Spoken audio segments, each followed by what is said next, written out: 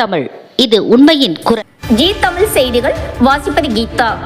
பாராஞ்சி கிராமத்தில் விடுதலை சிறுத்தைகள் கட்சி துவங்கி 25ஆம் ஆண்டு கால்பதிக்கும் மாபெரும் கைப்பந்து விளையாட்டு போட்டி.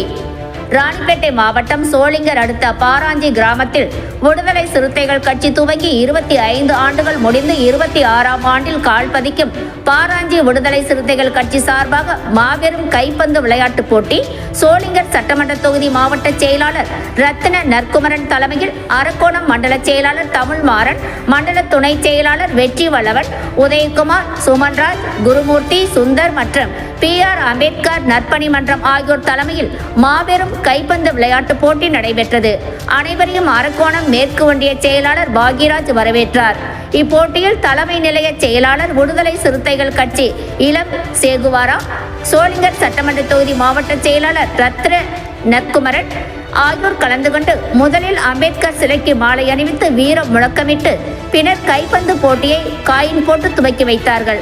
இதில் 40க்கும் மேற்பட்ட கிராமங்களில் இருந்து கைப்பந்து வீரர்கள் போட்டியில் கலந்து கொண்டு விளையாடினார்கள்.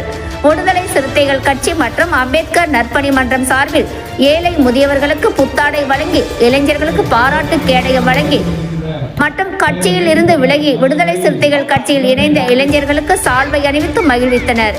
உடன் அல்போன்ஸ் பாபு, முகாம் செயலாளர் தமிழ்நாதன், முகாம் பொருளாளர் வல்லரசு, துணை செயலாளர் இளம் பொலியன், துணை செயலாளர் தமிழரசன், துணை செயலாளர் பிரேம்குமார், பொறியாளர் கவியரசு உள்ளிட்ட விடுதலை சிறுத்தைகள் கட்சி மாவட்ட, ஒன்றிய, நகர பொறுப்பாளர்கள் மற்றும் அம்பேத்கர் முகாம் இளைஞர்கள் கலந்து கொண்டு சிறப்பித்தனர். அனைவருக்கும் முன்னாள் முகாம் செயலாளர் பாரஞ்சி சங்கீதராஜ் நன்றி கூறினார். வழங்கியிருக்கின்ற நமது தலைமை நிலைய செயலாளர் அவர்களை முகாம்